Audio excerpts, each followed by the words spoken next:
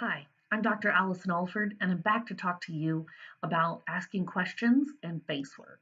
In the last video, I talked about listening and how listening and asking questions and managing Facework are the really everyday tools that get us ahead.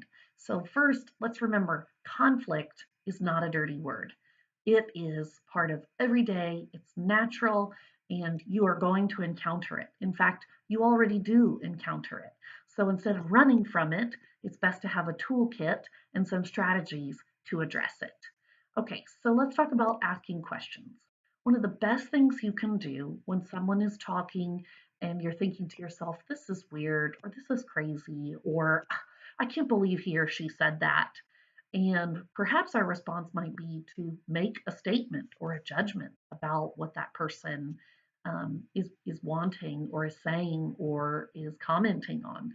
But a great manager will use questions in order to draw out more information. And sometimes that question asking can even lead the other person to discover his or her mistake, his or her error, his or her strangeness of whatever the topic may be. And so you won't have to tell the person that he or she isn't doing it right, but you will lead that person to understand all on his or her own. So, what are some of the questions that we can ask? When someone comes to us and wants to discuss a difficult topic, and maybe he or she comes to you for advice and comes in to your cubicle or your corner office with a view and says, I have a problem with Bill. You could say, oh, yes, Bill, blah, blah, blah, blah, blah. Or I've heard this before. Or you were in here last week telling me this. Instead, try saying, well, what do you think we can do? Or will you tell me a little bit more about what's happening there? Tell me a little bit more as a statement, but you could turn it into a question, and I think you get what I mean there. So, some good questions are, what do you think? What do you want to do? What would you like for me to do? What are your goals? What goal do you think we should work toward? What can I do to help with that? That's a great one to use when it seems like the other person is trying to get you to do something and you don't want to take over the project because you have enough on your plate, but you don't want to say no. So you can say, well, what can I do to help you with that? Or tell me how I can contribute. I mean, if you're putting that together, I'd be happy to be a part of it. So you see, instead of saying, no, I won't run that, you can say, what can I do to contribute? Or what can I do to help you with your project? Um, Another question might be, what do you need in order to accomplish that? Perhaps the person is coming to you and asking for resources, time, money, supplies, something that you control. The person could be coming to you to brainstorm or ask for permission or seeking out resources or trying to get you to do something. And before you sort of trap yourself or incriminate yourself by responding without all the information, question asking allows you to get that information while also allowing the other person more time to speak, more time to express his or her ideas, and more responsibility for those ideas, more onus on the original speaker so that he or she cannot come dump it in your lap. All right, you can also say, can you tell me more about blank? So let's say you hear of a project and you just really think, ugh, this is terrible. This is awful. You can say, can you tell me more about that? Or will you talk more about the limitations for that design idea that you brought up? Or can you tell me more about the deliverables? I'm not sure that I quite grasp everything you were saying. And another good way to question somebody, especially if you're ending a meeting, might be to say, "Have we missed anything?" Which allows the other person to say yes or no, and to wrap things up so that you have left the floor open for more information, more ideas, or sometimes a change of topic. Sometimes people will change the topic and bring something and add something in last minute. Oh well, Now that you mention it, I need to tell you I'm leaving on a vacation for 3 weeks. And you think, great, but at least now you have the information. And information is key, especially for conflict resolution. And so when you sense that there's frustration, when you sense that there's anger, when you see a problem, instead of saying, like, okay, you're angry, what did I do? Or what did I do wrong? Or what did so and so do? What did Bill do to upset you? Try something along the lines of, I sense some frustration. Do you want to discuss it? That lets the other person know that you feel the tension, but it also says, do you want to discuss it? And he or she may decline.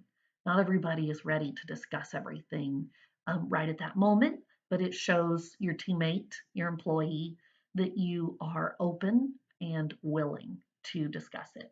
Now, a lot of the scenarios I've given are if you are in the sort of power position and you're speaking to an employee or a client or a teammate or colleague. But oftentimes, the conflict that we feel is with our superiors, right? And it's very tricky because we want to navigate that situation specifically in order to not get in trouble, but to have a good outcome that doesn't injure ourselves or heap more work upon ourselves. So, question asking is one of the best strategies or tools that you can use when you're in those everyday conflict situations with superiors or with clients, because their money matters and their power matters. But you can't be expected to know everything or respond to everything without all of the information. So think about some questions that you might ask. And if you're worried that you'll forget them, write them down on some note cards. Write them down on your legal pad and take that with you to the client meeting. And you're write it down, write all of their great ideas to show how interested you are in all of their great ideas. You can put notes to yourself at the top of the page, and the client never has to see those or read those, but you have it there just in case you need a reminder of how to handle that everyday conflict situation and diffuse the conflict, as well as avoid the conflict occurring within you. Okay, so remember that we ask questions in order to show others that we're interested and that we're paying attention. And I'm not suggesting that you do this to be fake. This is nothing I suggest is to be fake. It is strategies to be authentic, but to diffuse conflict and to sidestep conflict, right? To move parallel to the conflict, but keep moving ahead. I don't recommend attempting to ask questions if your tone will show that you don't really care and you're not really interested. So there's a big difference between, what do you need me to do and what do you want me to do? Right? There's a very big difference. And so I would not recommend the tone or the attitude or the questioning of the second part of that last sentence. And that's because that will inflame conflict more. And so, what do you do if you feel like you're about to say one of those sentences, or you're about to inflame conflict more, or you're about to set something off? Well, that's when I recommend silence and patience. Bite your tongue, bite your lip. Say, "Excuse me, I need to run to the restroom." Say, um, do the need a moment? Grab a Snickers. But it would be better to be silent, even if you're visibly upset, than to say something that you cannot take back. Okay? So, many of us, I'm going to raise my hand here, need to practice silent instead of reactive and responsive. Okay, so let's talk about the last characteristic here, the last important area that I want to touch on. And this is called face work. So, have you heard of saving face?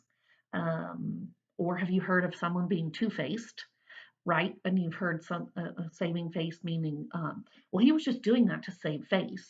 Or, yeah, I told my boss that I was sick because I wanted to save face instead of saying I was in Hawaii. All right, so this idea of face comes from the researcher or the scholar Irving Goffman from the 1950s.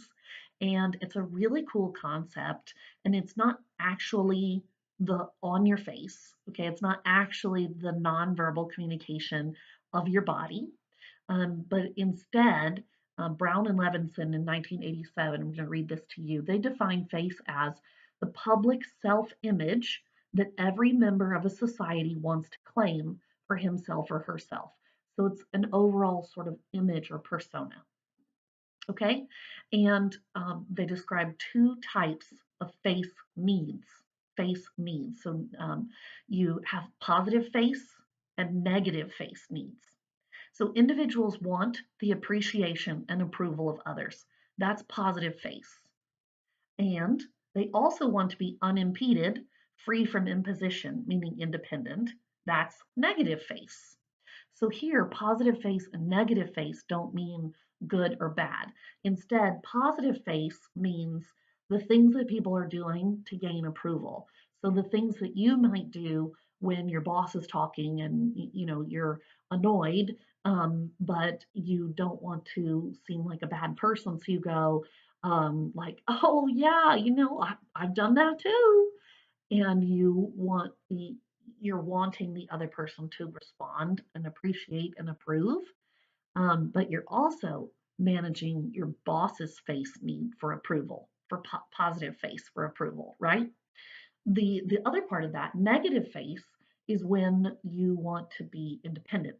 So maybe the boss says to you, well, I could assign Bill to do that with you, and you say, oh no, I've got this, I can do this.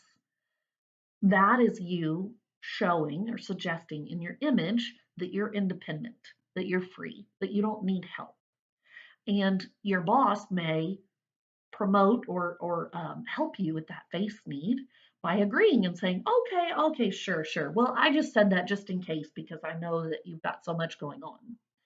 Um, or your boss may not help with that face need and might say, I don't really care what you want. I'm assigning Bill to work with you. And then your face need for negative face for independence has not been met. Now, that's all very complicated and it does get complex, and I do understand that. So you'll see a short read about Facework on the Canvas module. But the most important thing to remember is that others are constantly changing their image either to gain approval or to gain independence. And you are doing this as well. And you can help other people with their face needs by um, doing what they're suggesting and doing what they're acting toward, whether it be approval from you or independence from you or others. And when you meet other people's face needs, not only are they more likely to meet your face needs, but you can diffuse conflict. Because what happens when we get embarrassed or we feel trapped? There's conflict. And we feel embarrassed or trapped generally because our face needs aren't being met. Okay, so think about this sort of face work. Your face that you put on and how you are acting or behaving with your colleagues, with your team, with that annoying coworker that is always getting his or her way and you don't want to give in, but you sort of have to, with your supervisor, with your subordinates. And when you think of this face work, and how you can meet others' needs, then you will also be reducing conflict. All right, so if you have any more questions or you want to discuss these things a little bit further, contact me. It's DrAllisonAlford at gmail.com. You can also find more information at goodtalkconsulting.com. Thanks.